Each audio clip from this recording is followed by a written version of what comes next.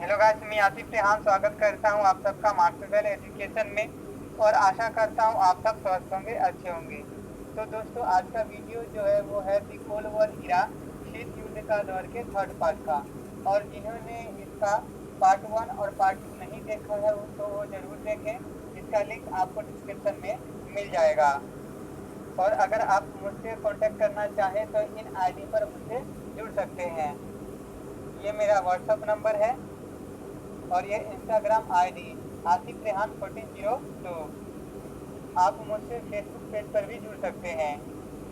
तो चलिए शुरू करते हैं आज की वीडियो, जिसमें पहला टॉपिक है शीत युद्ध के दौरान किए जाने वाले कार्य और घटनाएं।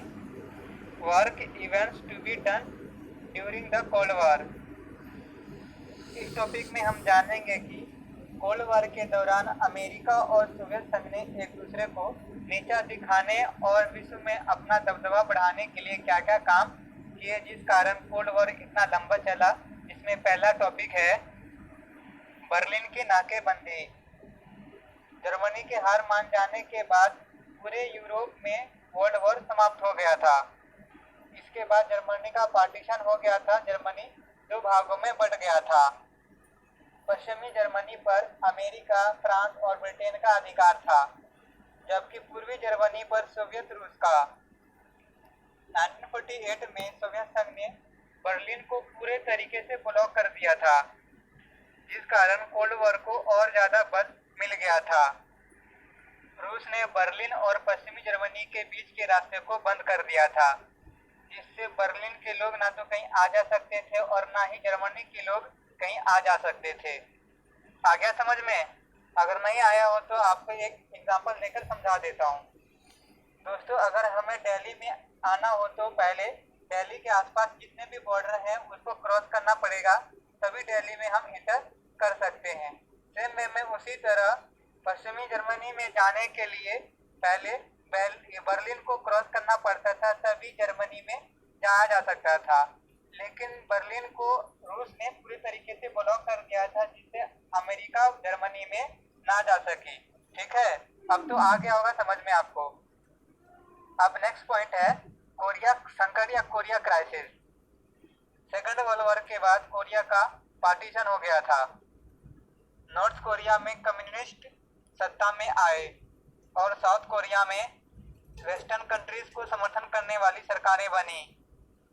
जून 1950 में नॉर्थ कोरिया ने साउथ कोरिया पर आक्रमण कर दिया था, जिस कारण यूनाइटेड नेशन संयुक्त राष्ट्र संघ ने नॉर्थ कोरिया को आक्रमणकारी घोषित कर दिया था और उसके झंडे के नीचे कई देशों की सेनाओं, खासकर अमेरिकी सेना ने साउथ कोरिया की सहायता की थी।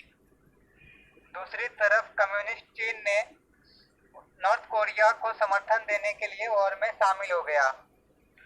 नेक्स्ट पॉइंट है नॉर्थ वियतनाम में अमेरिका का हस्तक्षेप। 1964 में अमेरिकी प्रेसिडेंट जॉनसन ने वियतनाम में वॉर में अधिक सक्रिय से भाग लेने के लिए निर्णय कर लिया था। नॉर्थ वियतनाम में घुसकर अमेरिकी फाइटर जेट बहुत बड़ी मात्रा में बम गिराने लगे थे, जिससे बहुत ज्यादा बर्बादी होने लगा था नॉर्थ वियतनाम का, जिसे देखकर रूस ने अमेरिका के इस कदम के लिए बहुत कड़ी निंदा की थी। रूस ने हो ची मिन्ह के अगुवाई में वियतनाम को आधुनिक हथियार देने शुरू कर दिए थे, जिससे अमेरिका से वियतनाम लड़ाई कर सके, वॉर कर सके। वियतनाम वॉर कहीं जाकर 1975 में पूरी तरह से समाप्त हो सका, पूरी तरीके से खत्म हो गया था। नेक्स्ट पॉइंट है बर्लिन के दीवार का निर्माण। दोस्तों, सोवियत यूनियन ने यानी सोवियत संघ ने वेस्टर्न जर्मनी और बर्लिन के बीच में एक बहुत बड़ी दीवार खड़ी कर दी थी, दीवार बना दी थी, जिससे अमेरिका वेस्टर्न जर्मनी में ना आ सके। ठीक है, नेक्स्ट पॉइंट है क्यूबा संकट या क्यूबा क्राइसिस। दोस्तों, क्यूबा संकट के बारे में मैं नेक्स्ट वीडियो में अच्छे से डिस्क्राइब करूंगा, अच्छे से बताऊंगा। नेक्स्ट पॉइंट है भारत पाक वॉर 1971 में। इसका भी एक कंप्लीट वीडियो बनाऊंगा, इसको आप जरूर देखना। नेक्स्ट पॉइंट है अफगानिस्तान में सोवियत संघ का हस्तक्षेप। दिसंबर 1979 में सोवियत संघ ने अफगानिस्तान के हवाई अड्डे, रेडियो स्टेशन, राष्ट्रपति भवन और प्रमुख केंद्रों पर हमला कर दिया था। लेकिन अफगान लोगों ने बड़ी बहादुरी के साथ सोवियत संघ के आक्रमणों का सामना किया था। इससे वो बिल्कुल भी नहीं डरे थे और सोवियत संघ को बहुत ज्यादा नुकसान पहुंचाया था। आ रहा है ना समझ में? अब अगला टॉपिक है हमारा शीत युद्ध का अंत, यानी एंड ऑफ कोल्ड वॉर। इसमें हम उन सभी कारणों के बारे में जानेंगे जिस कारण कोल्ड वॉर यानी शीत युद्ध का अंत हुआ था। इसमें पहला पॉइंट है सोवियत संघ में सुधार। दोस्तों, सोवियत संघ एक कम्युनिस्ट कंट्री है, जिस कारण 1975 में वहां के लोगों ने आंदोलन रिवोल्यूशन करना शुरू कर दिए थे, जिससे सोवियत संघ की शक्ति में कमी आने लगी थी। नेक्स्ट पॉइंट है बर्लिन के दीवार का ध्वस्त होना। दोस्तों, जो दीवार रूस ने 1961 में जर्मनी और बर्लिन को अलग करने के लिए बनाया था, वही दीवार 1989 में वहां के लोगों ने तोड़ दिया था। इससे भी सोवियत संघ की शक्ति में कमी आई थी। नेक्स्ट पॉइंट है जर्मनी का एकीकरण। दोस्तों, वर्ल्ड वॉर सेकंड खत्म होने के बाद जर्मनी दो भागों में बंट गया था। जो पश्चिमी जर्मनी थी उस पे अमेरिका रूल कर रहा था, तो पूर्वी जर्मनी पर रूस रूल कर रहा था। लेकिन 1990 तक आते आते दोनों जर्मनी यानी पूर्वी जर्मनी और पश्चिमी जर्मनी एक हो गए थे, जिससे सोवियत संघ और ज्यादा कमजोर हो गया था। नेक्स्ट पॉइंट है वियतनाम का एकीकरण।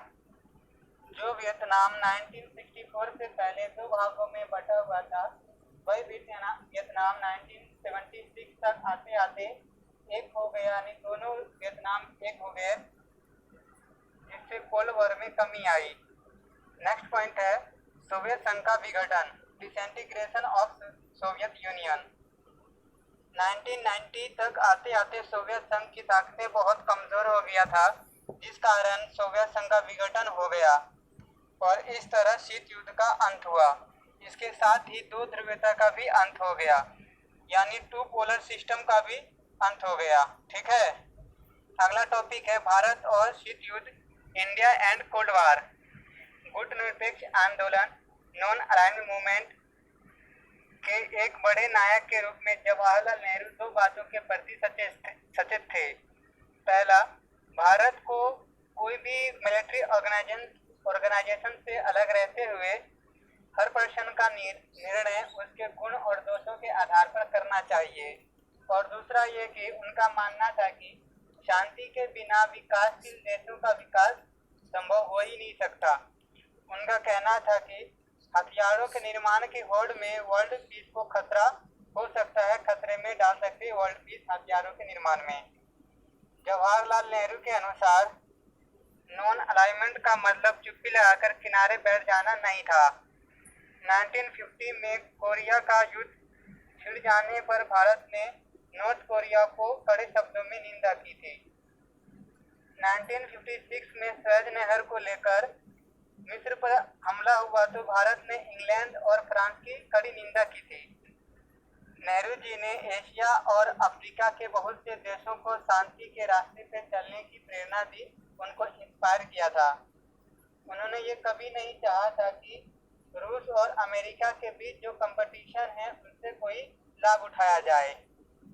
ठीक है, एंड ऑफ द टॉपिक। इस वीडियो में इतना ही और इसके आगे का मैं नेक्स्ट वीडियो में बताऊंगा। इसके लिए आप सब मार्क्सवेल एजुकेशन के यूट्यूब चैनल को सब्सक्राइब करें, लाइक करें, कमेंट करें और ज़्यादा से ज़्यादा शेयर करें। सब्सक्राइब करने के बाद बेल आइकन को प्रेस करना ना भूलें। खुश रहिए, स्वस्थ रहिए और पढ़ते रहिए। Thanks for listening. God bless you all.